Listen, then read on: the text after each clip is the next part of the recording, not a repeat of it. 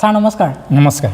কালি যে মোক আপুনি ৰাজগড় মহাবিদ্যালয়লৈ মাতিছিল কিবা এটা অনুষ্ঠান আছে তুমি শ্বুটিং এটা কৰি দিবা বুলি মই আজি ইয়াত কি শ্বুটিং কৰিব লাগিব আপুনি কওকচোন। তাকে কৈছোঁ শুনা সমাজপ্ৰাণ কীৰ্তি শিক্ষক সংগঠক সাহিত্যিক জাতীয়তাবাদী ব্যক্তি শ্ৰীযুত প্ৰমোদ দত্তদেৱে আমাৰ ৰাজগড় অঞ্চললৈ বহুত অৱদান আগবঢ়াইছে।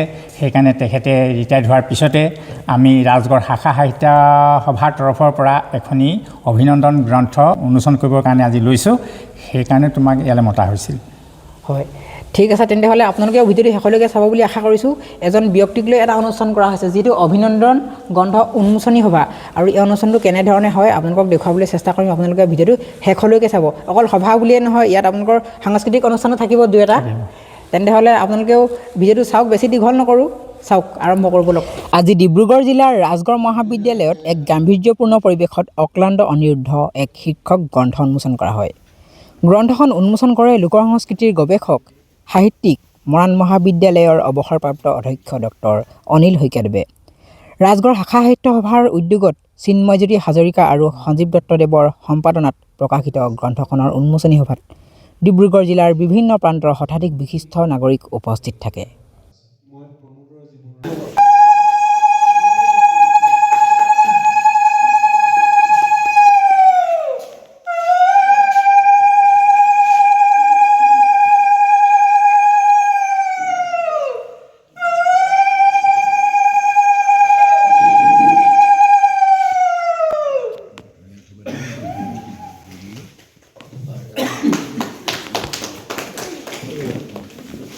ৰাজগড় অঞ্চলৰ সমাজপ্ৰাণ অৱসৰী কীৰ্তি শিক্ষক শিক্ষাবিদ সাহিত্যিক সংগঠক প্ৰমোদ দত্তদেৱৰ ব্যক্তিত্ব আৰু কৰ্মৰাজিৰ অৱলোকনেৰে প্ৰকাশিত অভিনন্দন গ্ৰন্থখনৰ উন্মোচনী সভাৰ আঁত ধৰে ৰাজগড় শাখা সাহিত্য সভাৰ সম্পাদক ৰাজেশ চাহুদেৱে। গ্ৰন্থ উন্মোচনী সভাখন সঞ্চালনা কৰে সাহিত্যিক ভূপেন শইকীয়াদেৱে। সভাৰ আৰম্ভণিতে শিল্পী ডক্টৰ ভূপেন হাজৰিকাদেৱ হিয়াৰ আমঠু জুবিন গাৰ্গ আৰু সাংবাদিক ধীৰেন্দ্ৰনাথ চক্ৰৱৰ্তীৰ আলোকচিত্ৰত মাল্যাৰ্পণ আৰু বন্তি প্ৰজ্বলন কৰা হয়। বন্তি প্ৰজ্বলনৰ পিছতেই সম্বৰ্ধনা কাৰ্যসূচী অনুষ্ঠিত কৰা হয় আৰু সম্বৰ্ধনা জনোৱাৰ পিছতেই সভাখন উদ্বোধন কৰে ৰাজগড় শাখা সাহিত্য সভাৰ চিন্ময়জ্যোতি হাজৰিকাদেৱে। আৰু সভাখন আৰম্ভ হোৱাৰ আগমুহূৰ্তত বৰগীত পৰিৱেশনেৰে পৰিৱেশটো মধুময় কৰি তোলে কীৰ্তি শিক্ষক প্ৰমোদ দত্তদেৱৰ ছাত্ৰী চাচনিৰ তুলুমণি দত্ত শইকীয়াই তেওঁৰ সংগীবৃন্দৰ সৈতে।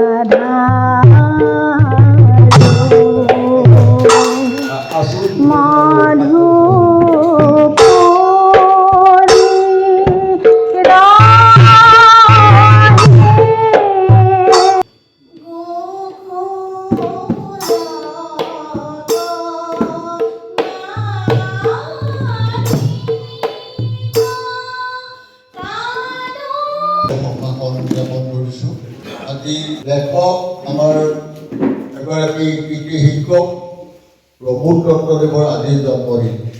আমি সকলোৱে তেখেতৰ আজিৰ জন্মদিনত আমি শুভেচ্ছা জ্ঞাপন কৰিছোঁ। সকলোৱে এটি হাত কৰি দিলে ভাল হয়। আৰু তেখেতৰ এই জন্মদিনত এখনি অভিনন্দন গ্ৰন্থ আজি প্ৰকাশ হ'ব। এটা অতি ভাল কাম কৰিছে ৰাজগড় শাখা সাহিত্য সভাই। আমি আশা কৰিম এই গ্ৰন্থখনে তেখেতক আমাৰ সমাজত চিৰদিন যুগমীয়া কৰি ৰাখিব। গতিকে সকলোৰে প্ৰতি মই শ্ৰদ্ধা জ্ঞাপন কৰিছোঁ।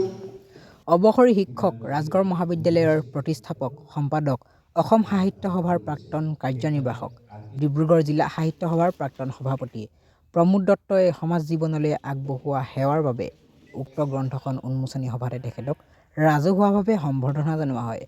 সম্বৰ্ধনা গ্ৰহণ কৰি প্ৰমোদ দত্তদেৱে ৰাইজক ধন্যবাদ জ্ঞাপন কৰাৰ লগতে ৰাজগড় শাখা সাহিত্য সভাৰ গ্ৰন্থ প্ৰকাশৰ পদক্ষেপ শলাগ লয়। সভাৰ মাজতে সাংস্কৃতিক অনুষ্ঠানো অনুষ্ঠিত হয়। সভাৰ আমি আমন্ত্ৰণ কৰি অনা ৰাজগড় শাখা সাহিত্য সভাৰ সভাপতি মদন নেওগদেৱে গীত পৰিৱেশন কৰি অনুষ্ঠানটো জীপাল কৰি তোলে।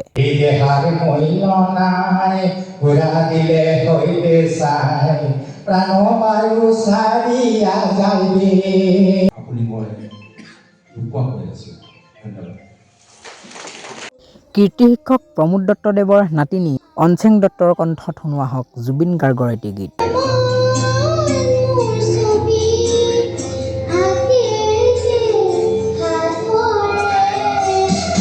আজিৰ অনুষ্ঠানত প্ৰমোদ দত্তদেৱৰ সহধৰ্মিনী অৱসৰপ্ৰাপ্ত শিক্ষয়িত্ৰী মামণি দত্ত ৰাজখোৱা, ৰাজগড় উচ্চতৰ মাধ্যমিক বিদ্যালয়ৰ অৱসৰপ্ৰাপ্ত অধ্যক্ষ যোগমায়া গগৈ কোঁচ, অসম সাহিত্য সভা আৰু সাংস্কৃতিক মহাসভাৰ অজয় সিং, ঘন ভূঞা, বিনোদ বৰা, কৃষ্ণকান্ত বৰা, সাংবাদিক মনোজ সিং, চন্দন কলিতা, অৰ্চনা গোহাঁই দুৱৰা, বীৰেন দুৱৰা, ছাত্ৰ সন্থাৰ বুলবুল দত্ত, জ্যেষ্ঠ নাগৰিক অনিল কোঁচ, মদন নেওগ, লীলা গগৈ, মাছুম খান দুৰাণী, কবি চেনিমাই গগৈ চাহু, টিংখাং মহাবিদ্যালয়ৰ ডক্টৰ বিনীতা মৰাং, বি বৰা, মোহন সোণোৱাল, ৰুদ্ৰ গগৈ, ঘনকান্ত ভূঞাকে প্ৰমুখ্য কৰি আন বহু বিশিষ্ট ব্যক্তি উপস্থিত থাকি নিজ অভিমত ব্যক্ত কৰে।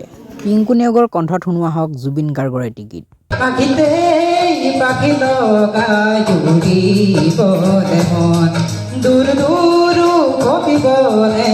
অনুষ্ঠানটোৰ শেষত জাতীয় সংগীতেৰে অনুষ্ঠানটো সামৰণি মৰা হয়। আমূল মূল শেৱালিৰ গুণ যাওঁ বুলি যাবই খুজেছোঁ।